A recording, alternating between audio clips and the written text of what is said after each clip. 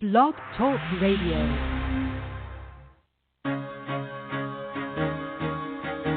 Carol the Coach. Sex, love, and relationships. We talk about it here. Carol the Coach. Compassion with contemporary relevance. I am a psychotherapist. I can be your personal life coach, and I can help you with your issues. There are no problems too small or too big.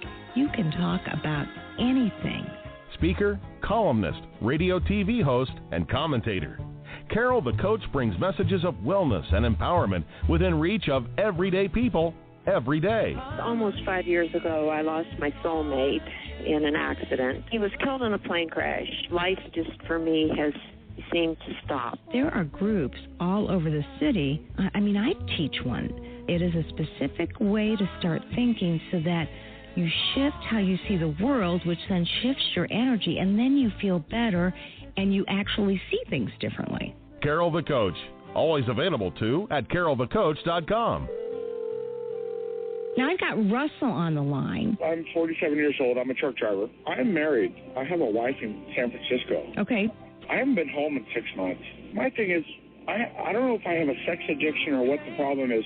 Why do I want what I can't have? And as soon as I can have it, I don't want it anymore. You're right on target when you say, I don't know if I have a sexual addiction. Well, guess what? Yes, you do. And you know what? That's my specialty, Russell, so you're at the right place. Continue. I meet women online, and I'm in a different part of the country. I travel all 48 states, so I love sex. I hear self-esteem issues. You never felt good enough, and you didn't feel like you were getting what you should have been, and you're reenacting that now. Do you want to change that about yourself? You get what you need.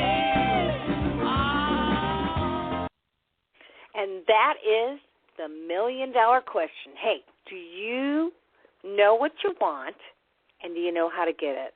This is Carol the Coach. Hi, I'm Carol Jurgensen-Sheets, and this is the only show about sexual addiction, and I feel so honored to be able to be here with you, disseminating information that will help you to get healthy and work on those relationships and really take your life to the next level.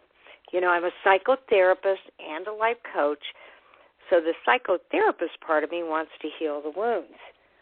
The coaching part of me wants to take it to the next level. But you can't go to the next level until you do heal the wounds. And so that requires a lot of individual help, and I can't emphasize enough that most people do not know how to get that help.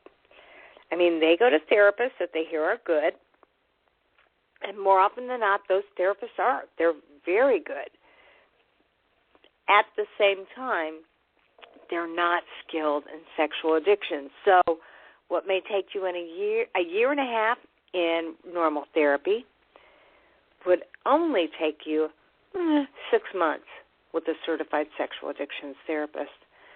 I believe that. I wouldn't steer you wrong. I really believe that, and that's why I got the training. I am looking at so many different ways that I can get additional training to help with my couples. You know, I work with individuals, and if you're single and don't have a partner, there's oftentimes many, many, many things that we can do to assist you in getting healthy. But I have to admit that when you do have a partner, that partner is oftentimes a catalyst for getting you the help you need and a deterrent. You heard me. For all the partners listening right now, you can be a deterrent to a client getting the help they need. Why, you may ask? Well, I got to tell you, oftentimes the partner is so traumatized that the addict spends all of his or her time figuring out what they can do to make it better. And although that is a great, great, great thing to do, it oftentimes will distract the addict from doing the things that they need to do.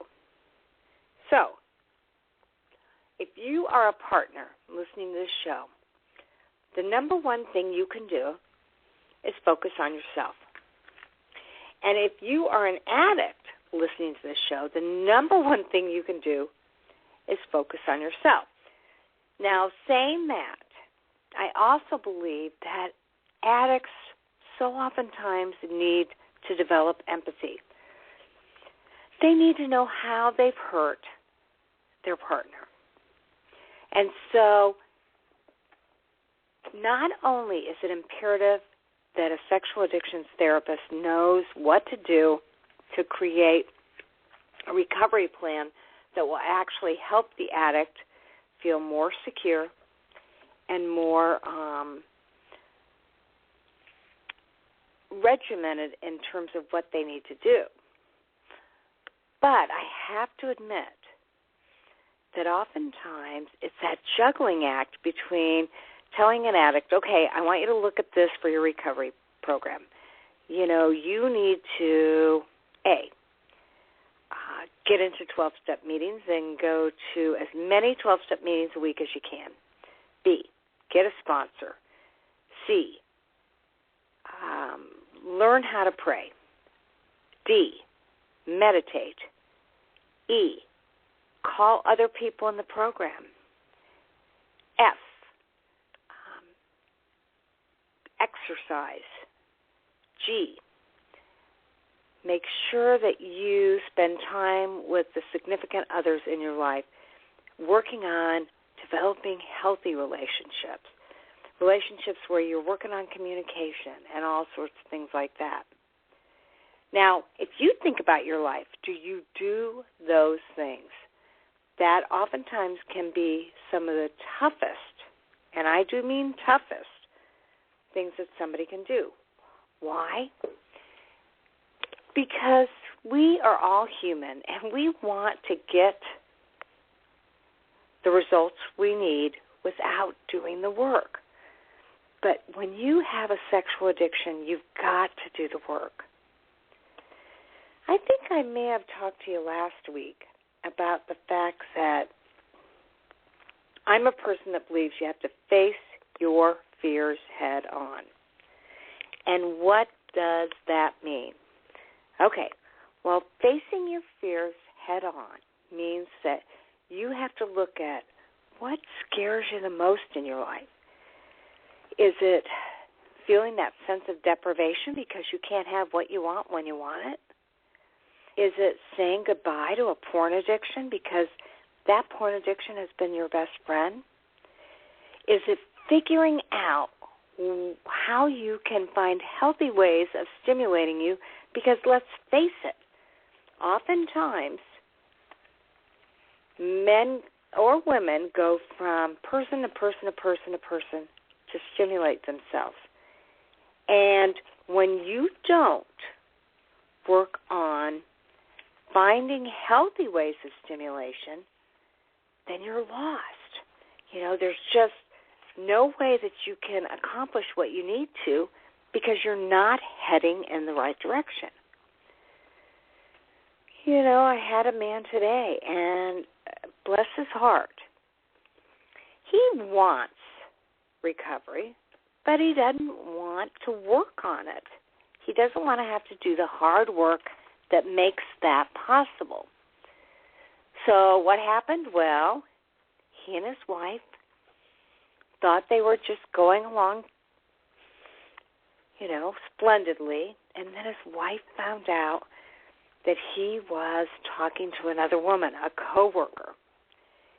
And she got so upset because it's more of the same, and she wants to divorce the guy.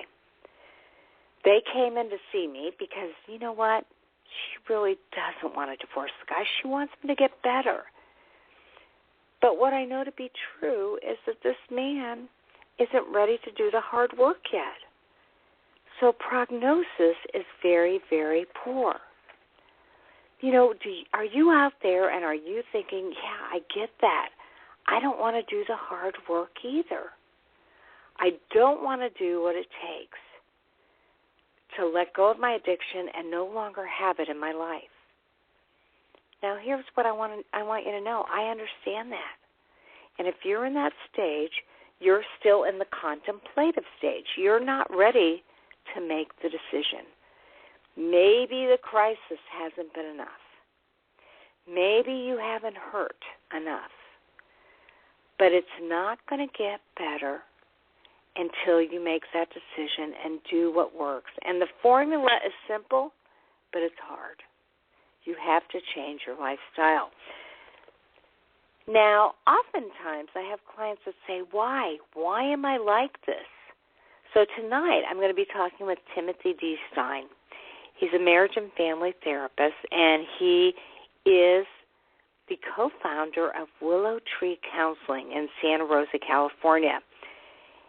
And he really believes that oftentimes trauma is at the root of sexual addiction. So we're going to be talking to him about trauma and what is the best way to treat trauma. He happens to believe that it's trauma workshops. And I have to admit, when you get a concentrated amount of time to work on your issues, you know, when you get to spend 3 days, 5 days, 2 weeks, a month, or longer on yourself, you are definitely going to be doing the hard work to make your life happen. If you are having difficulty in your life, feel free to give us a call at 646-595-3284, and we will be more than happy to answer your calls. However, you know, one of the things that I know about this is that whenever you talk about sex, you have pranksters.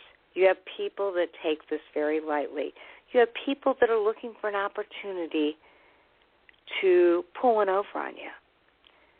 So I am asking you to only call if you have a real and legitimate question that you need to get answered. And again, that number is 646-595-3284. Now, you know, I work with some of the finest in the world. They're all certified sexual addiction counselors, and they all have their own individual expertise. And Deb Kaplan, who's a psychotherapist, specializes in trauma, sex addiction, finance, and relationships. And I've had her on the show. She is really at the forefront of some very instrumental work with EMDR and sex addiction. Now, EMDR, as you may know, is eye movement desensitization reprocessing, and it's something that I personally do. And I really believe that it helps with trauma, and I'm sure when we check in,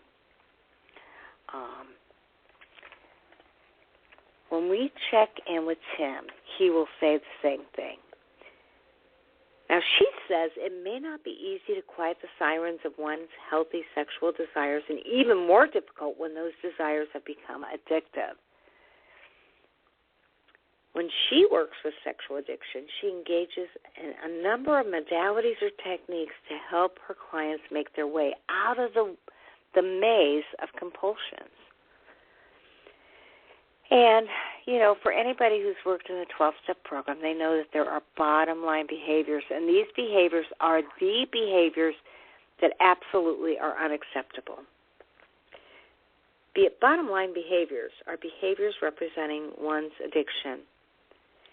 And she really employs a variety of techniques, including EMDR.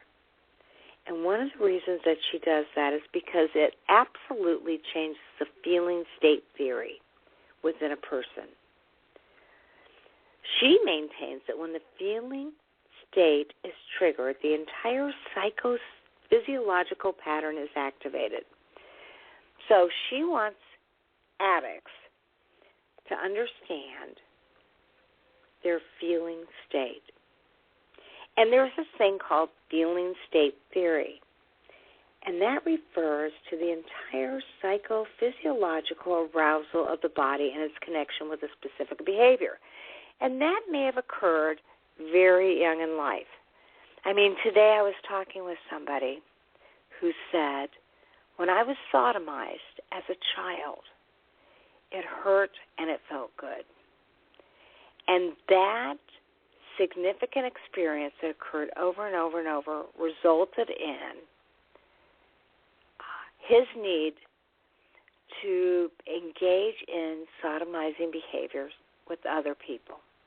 It was consensual, but it still mirrored and modeled what he had experienced as a kid. So in other words, just imagine that something very traumatic as a kid also felt good.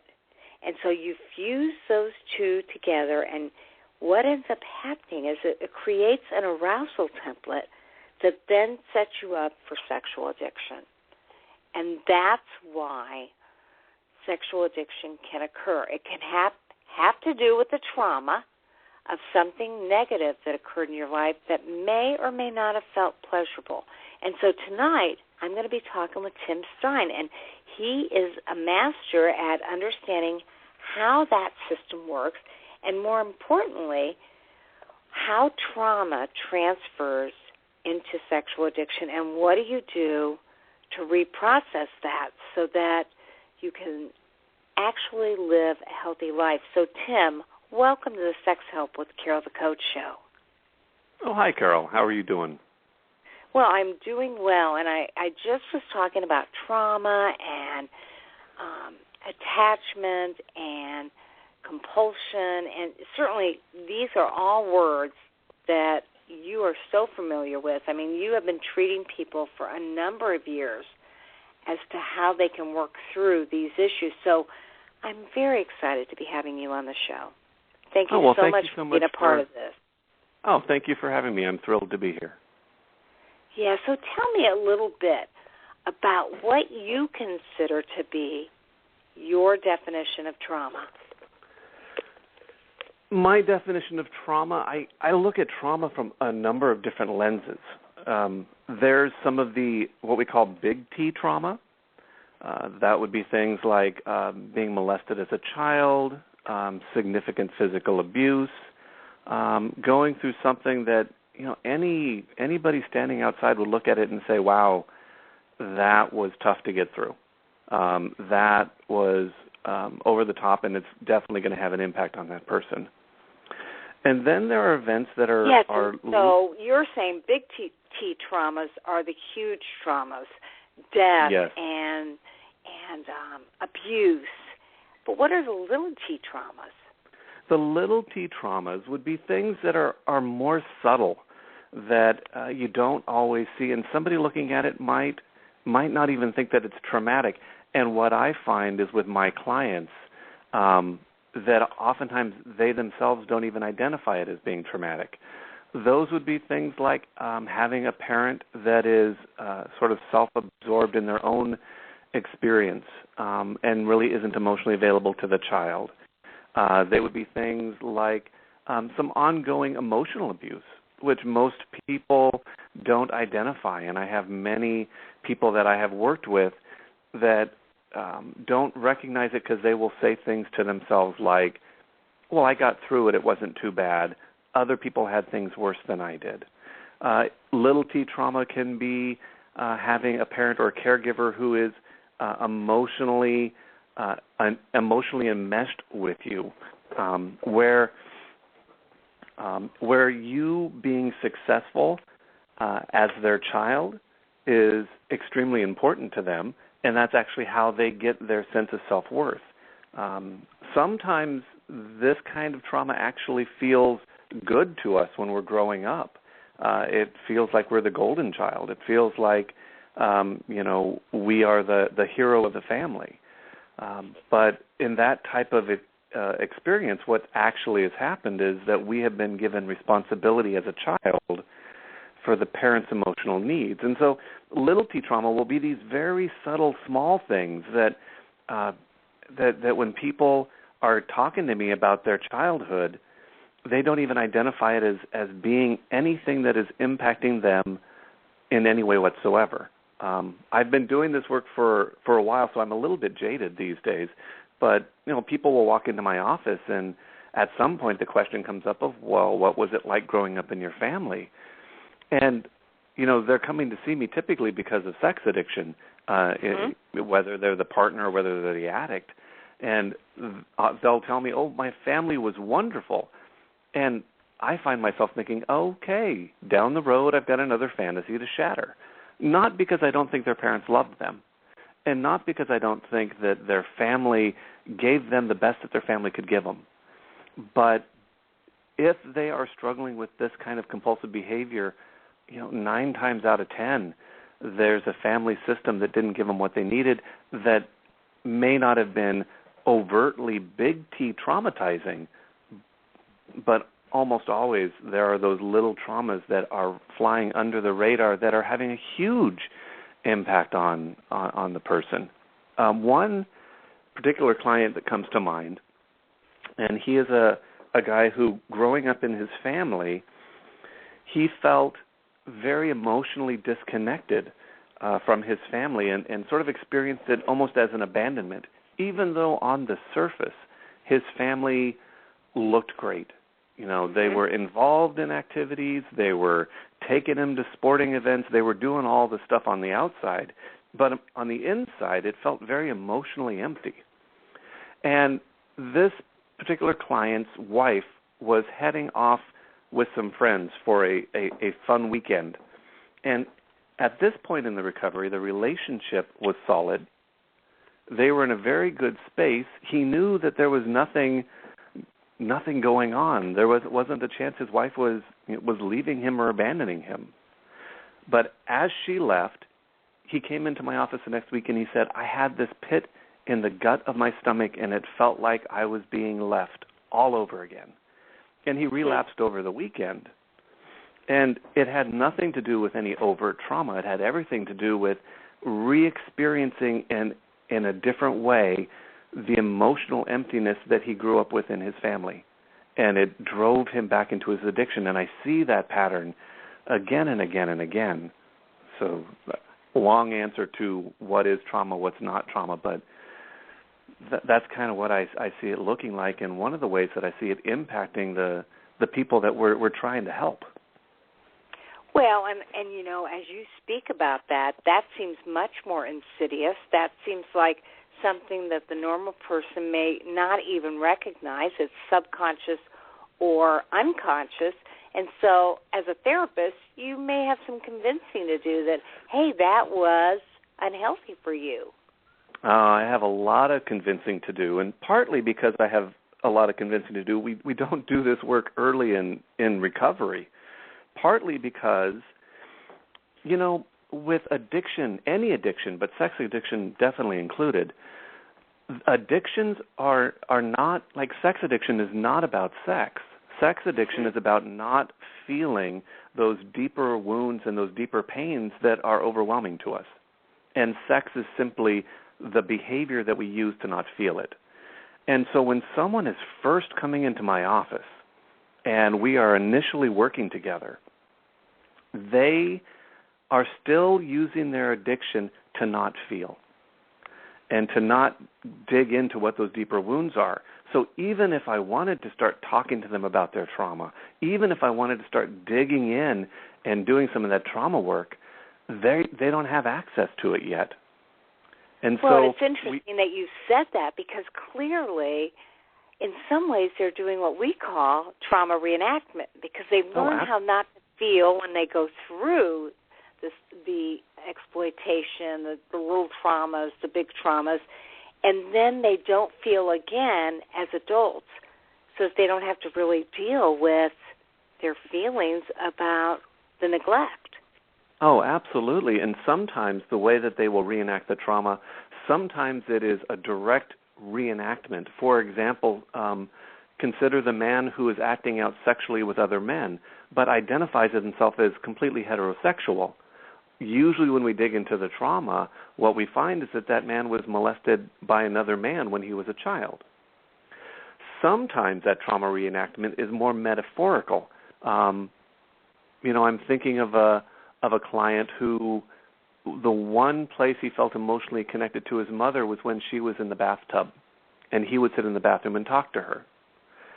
When he would get anxious and he would go act out his addiction, one of the places he went to was strip clubs and peep shows, which was voyeuring a woman who's naked, which was a metaphorical reenactment in many ways of sitting in the bathroom with his mom.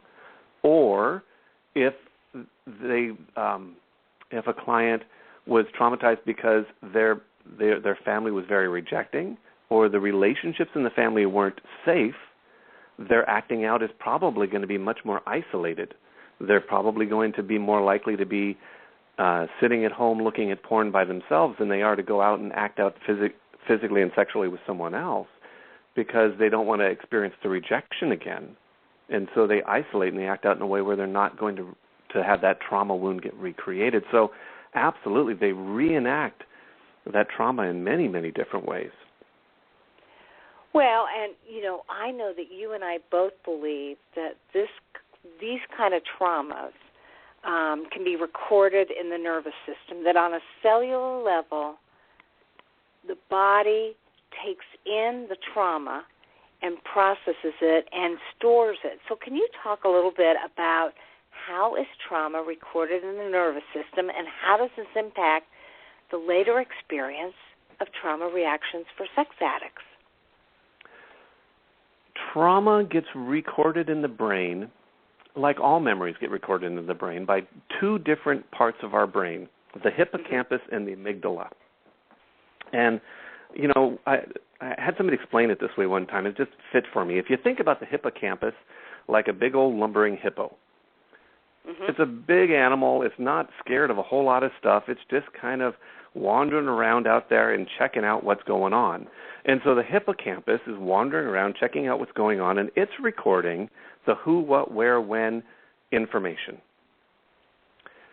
Now, the emotional information and the safety information is recorded by the amygdala. And if you think, I always think about the amygdala kind of like a lizard, kind of like a gecko, an iguana, the amygdala. And if you think about a lizard up on a rock, and it's got that constant scanning, looking around to see if the environment is safe.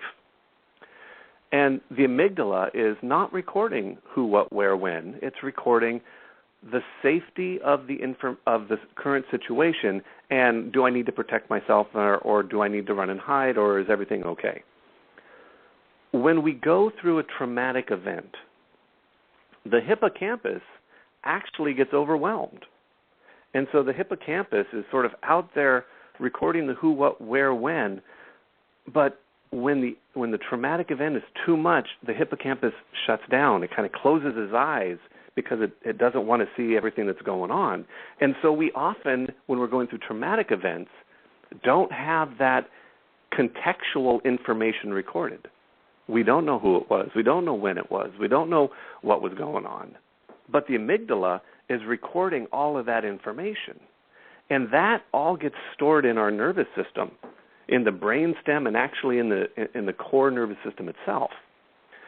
So later on, if you go walk into a situation that is similar to or pushes a trigger that is similar to a past trauma, we may have no cognitive memory of what trauma is being recorded, but we will have this physiological reaction to it. We'll feel it in the pit of our stomach. We'll, go into cold sweats. Our heart will be rocking. And I find it one way to tell if you're in a trauma reaction is, and I typically feel a lot younger. And what's going on is that our nervous system is remembering the trauma, even though I may not cognitively know what's going on. And that trauma reaction comes up years and years and years later. And some people are aware they're going to trauma reactions, but my experience is most of the time people aren't. It's not something that we have been trained or that we've been very good at educating people about, unless they come in and they're doing therapy with someone who really knows trauma.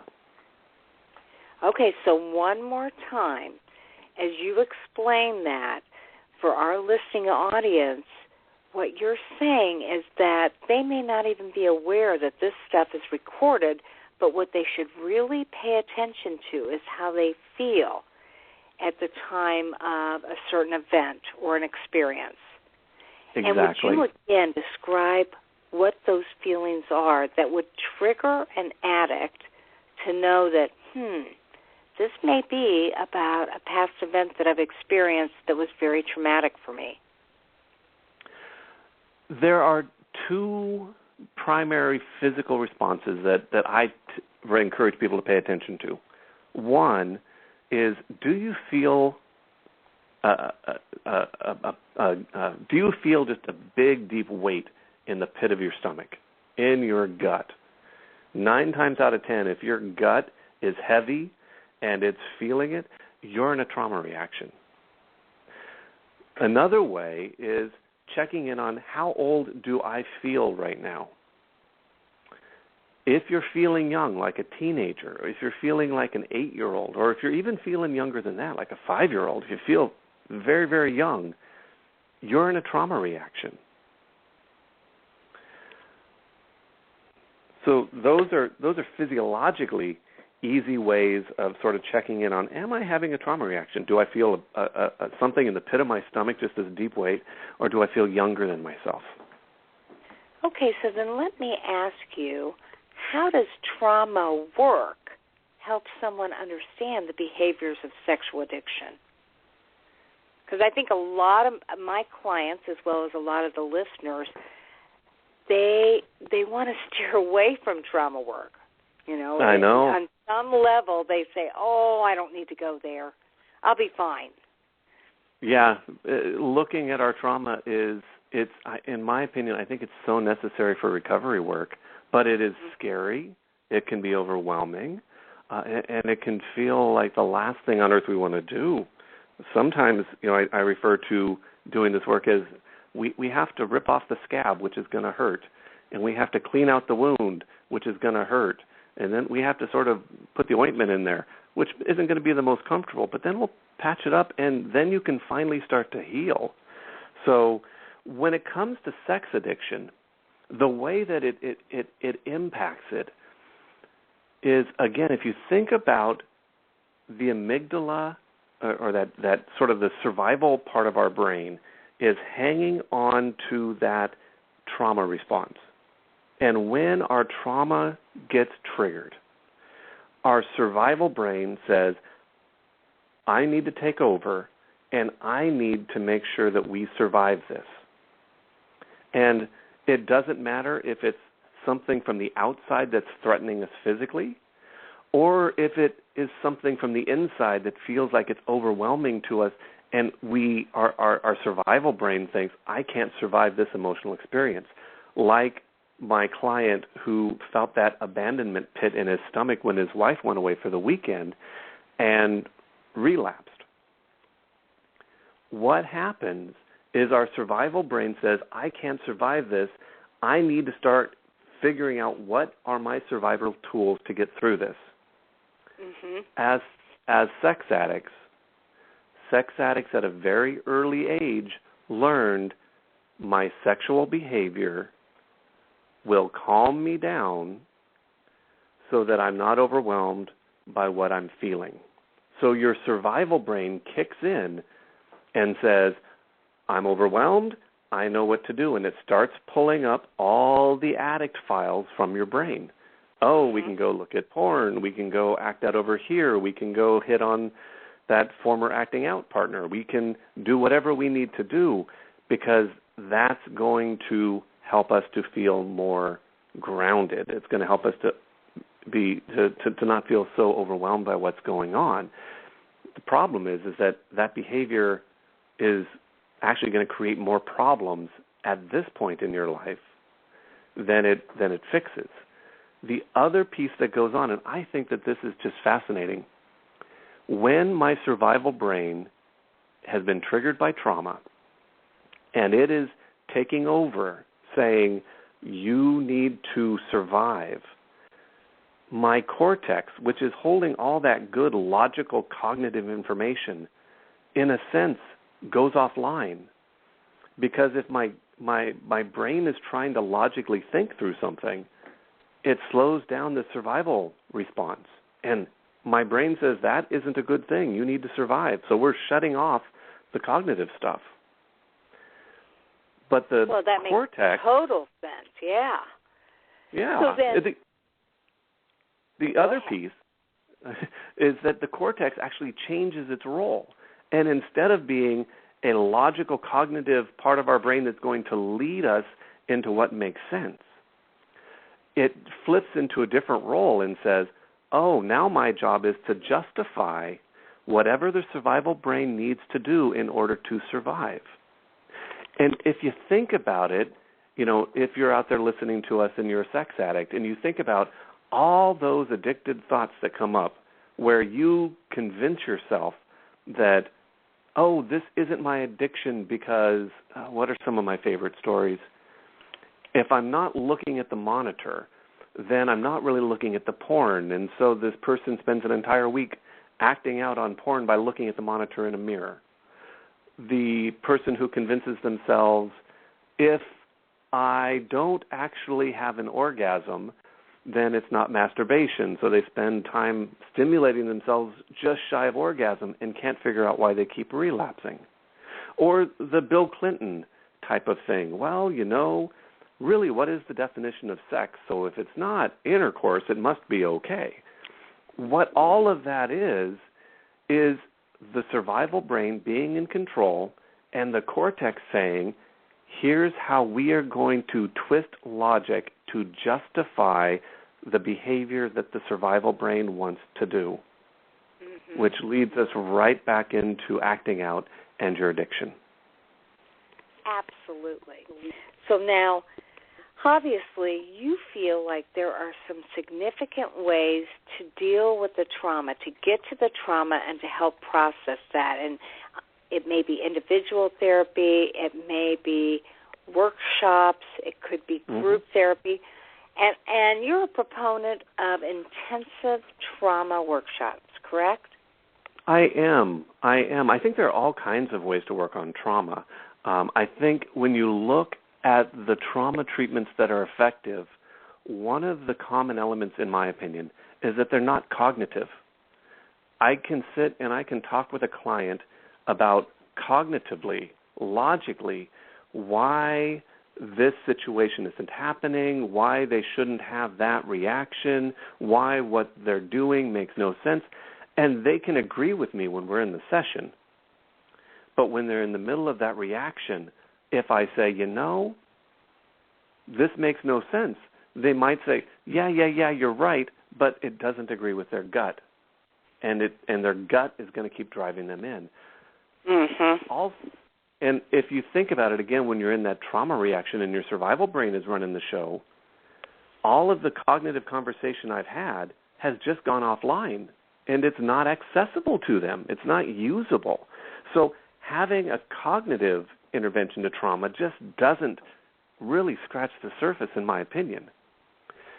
So there are all kinds of ways to do trauma, but what we have to do is we have to start working neurologically with the individual to get at that trauma to help it heal. EMDR does this, by bilaterally stimulating the brain. Somatic experiencing does this by using sort of your somatic responses of your nervous system to calm it down. Trauma resource modeling does the same similar process to somatic experiencing. I do workshops based on PM Melody's work in post-induction therapy, which is using visualization and sort of inner child work to use that as a window to get at the neurological healing to sort of resolve some of the trauma and at least take the edge off of it so it doesn't have the same drive that it does before. I have done trauma work in individual sessions, and I find it can be effective, but it's slow. And oftentimes there's a lot of time in between those sessions that I find us spinning our wheels.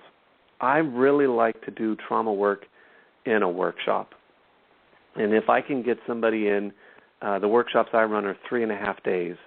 And coming in and doing a 3.5-day workshop where you are just focused on doing your trauma work and observing some other people who are doing their trauma work, which actually it's amazing how powerful it can be to observe someone else doing their trauma work and how many of your own pieces help come into place as you observe that. But it's like doing 3 to 6 months of therapy in one shot. Well, you can't beat that kind of intensive treatment. And right now I'm talking with Timothy D. Stein, and he actually is one of the co-founders of Willow Tree Counseling. And that is how you do these intensive workshops, correct? It is. It's through Willow Tree. Yeah, it is through Willow Tree. So how can listeners find out about the workshops that you have coming up? They can find information about the workshops on my website, and that website is willowtreesantarosa.com. And there's a menu, and you'll find the trauma workshops on the menu. Or they can give me a call. I don't typically have the workshop dates listed. I put them together as I have clients that are ready for it, or people who aren't my clients who want to come in and do the workshops give me a call, and I will put people together and put a workshop together. But they can give me a call, and my phone number is 707-888-9098. Okay, tell us that number one more time, because I'm going to write this down, and I'm going to also put it on my website in case people need that information. Oh, sure. It's 707-888-9098. Okay. And so, obviously, you've said it is an intensive way. When you're doing intensive trauma workshops, it's an intensive way of getting to some of the issues, getting to the root of the problem, getting to the little T and big T traumas that you've experienced in your childhood. So in these workshops, you educate the participants about their own shame and then carried shame. Can you explain the difference between the two of those? Yeah. Your own shame is actually helpful to you. Okay. If you think about it, I need an emotion that helps me to contain myself, that helps me to be humble, and that helps me to recognize that I'm the same as everybody else. And that emotion is shame. And when I feel my own shame, I feel embarrassed. If I'm walking down the street and I trip over a crack in the street and other people see me, if I feel embarrassed, that's a normal and actually a healthy response. It's a response that my body and my emotional state is saying, you are human, you make mistakes like everyone else, there's nothing wrong with that, but you're not better than anybody else. You're just right here just like everyone else. However, if I am walking down the street and I trip over that crack and other people see me and suddenly I feel less than, I feel not good enough, that is carried shame. And carried shame is the shame that tends to drive our addictions. Our carried shame is shame that I have taken on from other people, oftentimes taken on from other people early in childhood. If, for example, a child is in a restaurant and they're like 8 years old and they're at the table and they're a little clumsy and they knock over the milk, if the father has a rage attack and just berates the child about how clumsy could they be and they need to be a bit more careful and just is mean and verbally abusive to the child there, what the father is doing is a very shameful act. And the child will internalize that shame, and now any time that child makes a mistake, he will feel less than. He's taken on the shame of what his father has said and done. At the same time, if mother is at the table and mother does nothing and doesn't protect the child from father's rage, indirectly the child is taking on mom's shame, because not protecting a child from that type of abuse is a shameful act as well. And that child will grow up feeling less than, and grow up feeling less than and feeling like they really don't have a right to be protected, to be heard, to be considered or valued. And so this carried shame that we've taken on from other people, whether it's our parents, whether it's caregivers, whether it's a teacher or a coach, the carried shame creates this shame core, which is that pit in the gut of your stomach I was talking about earlier. And when that gets triggered, oftentimes we're off to the races with our addiction. Well, that makes a lot of sense. And again, it can feel absolutely out of control for a client without a real understanding of what is going on. Why are they processing things like this? What's at the root of it? And, I get a lot of clients that say, why?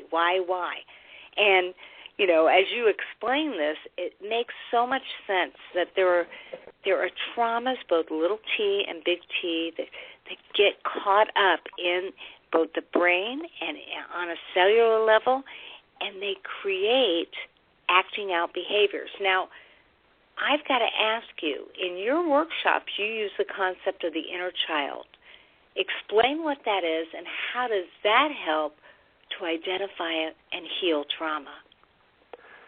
Well, the inner child is sort of identifying a part of you that experienced that trauma. And in some ways, it's a way to nurture yourself. It's a part of yourself that you can see, this wounded part of yourself, and you can sort of start nurturing and taking care of it. What I find is it's a great way to bypass the denial that people have. Like I was saying earlier, people will often, when I start talking about trauma, they'll say, oh, well, I didn't have any trauma. Other people went through worse than what I went through. I survived. It couldn't have been that bad. And what I have found is that we will minimize the trauma that we have gone through. We will deny to ourselves that it had any impact on us. That, well, it was nothing. And what I find is that people will not hold other people accountable, will not recognize trauma, that if someone they really didn't like went through it, they would look at that and say, well, that was awful. No one should have to go through that. But when we look at it as something that we went through ourselves, we will minimize it and deny it and say, well, I got through it and then I was okay.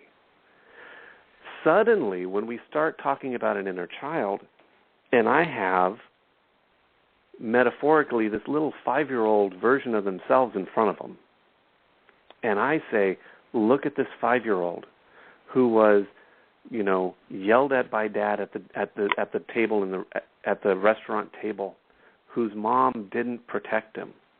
Look at what this child is going through. And whereas before the person was saying, well, dad was kind of stressed and mom didn't know what to do and they were just having a bad time and I got through it and it was fine. Suddenly, when we have this inner child piece going on, and I say, who are you going to protect? Are you going to take care of this child, or are you going to continue to defend dad because he was stressed and defend mom because she was in a difficult relationship? Or and let this child continue to take this pain? Suddenly, I can get through their denial, and there's this almost visceral reaction that they have of, oh, no, I'm protecting the child. And by doing that, by starting to say, I'm going to take care of this child, I've gotten around or through their denial, and now I've got them taking care of themselves in a whole different way. So by taking care of themselves, now we have access to start doing that neurological healing work to heal the trauma by letting go of the shame that they have been carrying for so long. But they do it by recognizing that this inner child needs to be taken care of, which is really a way for them to take care of themselves. Well, that totally makes sense. And, it is so important to pay attention to what that inner child really needs.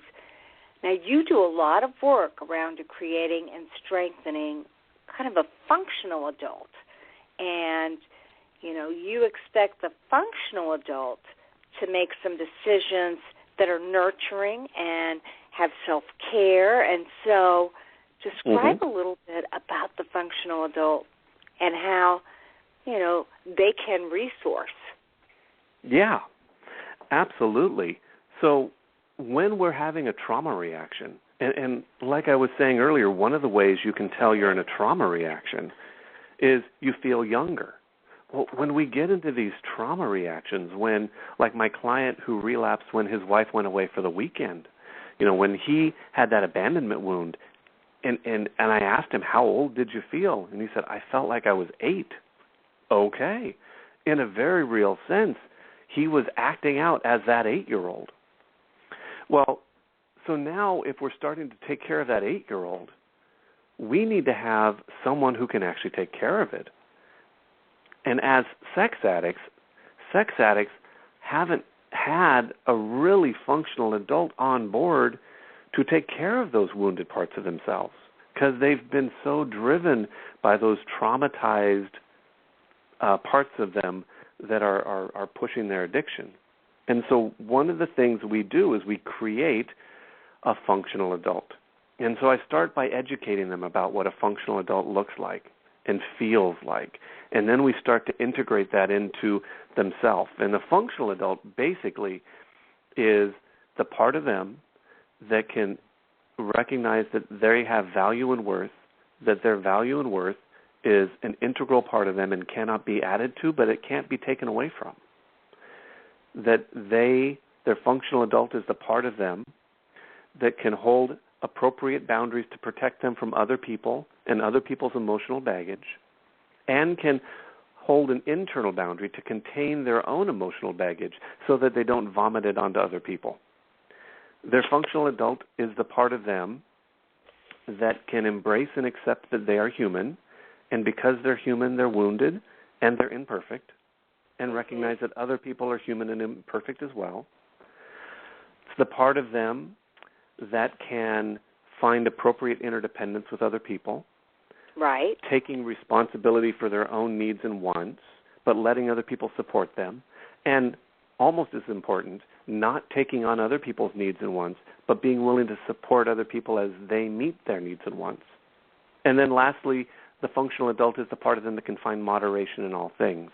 And when we start working with what is this functional adult and what does it feel like, and we start building that functional adult inside them, suddenly we have this new part of who they are that can start to take care of that trauma that they've got, that can start to manage those situations that they're in differently. Now, you asked me to talk about resourcing, which fits perfectly with this. When we do resourcing, like in trauma resource modeling, when you go into a trauma reaction, your nervous system gets pushed outside of its resilience zone. And to resource it, we hang on to something that has a lot of positive energy to pull our nervous system back into alignment, which lets that cognitive part of our brain come back online and start running the show again.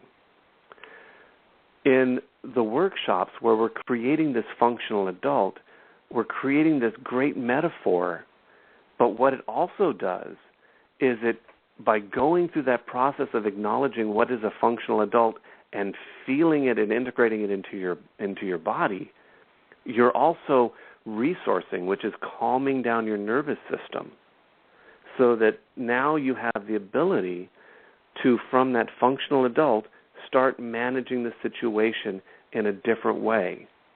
And for an addict, basically that means when I'm in a trauma reaction and my survival brain wants me to go act out my addiction, I can start to remind myself what my functional adult is, which helps my nervous system to calm back down, which brings my cortex back online, so it starts running the show instead of my survival brain.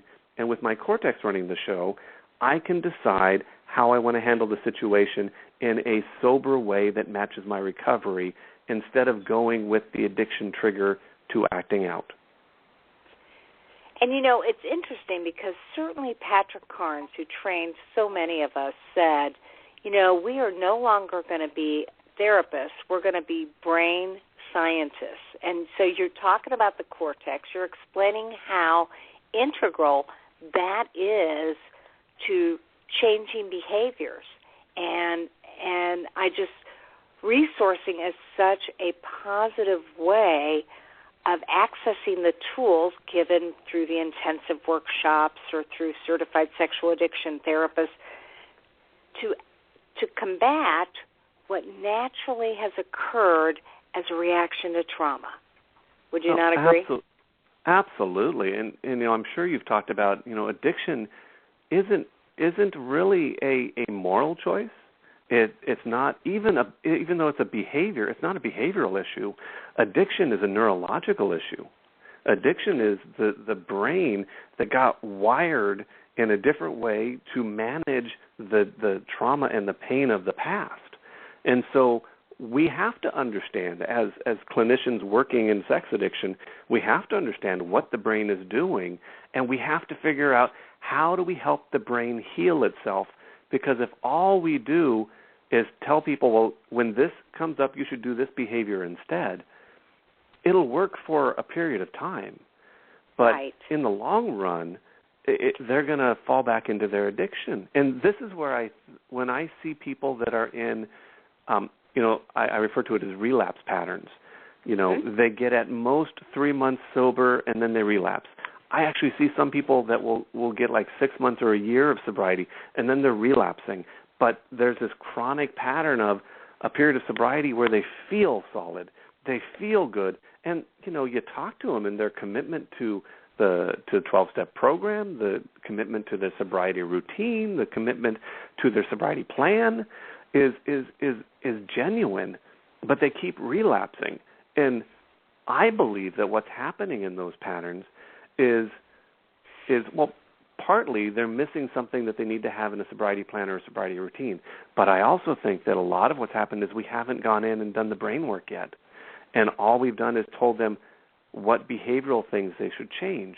But they haven't gone in and done the trauma work, which helps the brain to heal and reprogram itself into a way that doesn't support the addiction, but reprogramming it to support recovery and consistent sobriety.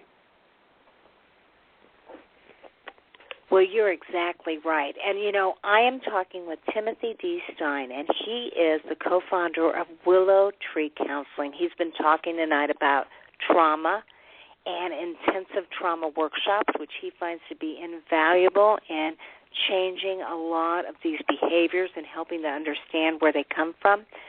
So one more time, Timothy, would you give us your phone number, your website, and how somebody can get in touch with you to do this intensive trauma work?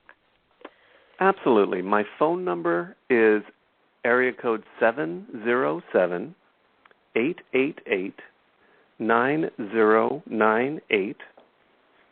And the website where you can find information about these workshops as well as all the work we do at Willow Tree is willowtreesantarosa.com. And on the website, there's a link to my email address, and you can email me if that's easier for you as well. Well, I can't thank you enough because you are so good at explaining this very complex issue.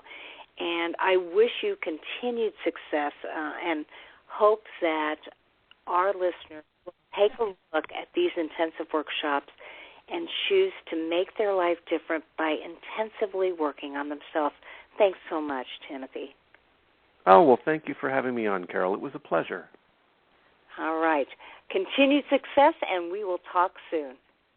Okay. You take care. Okay, you too. All right. Well, as you can see, lots of good information from this man, and I can't emphasize enough how important this work is to do.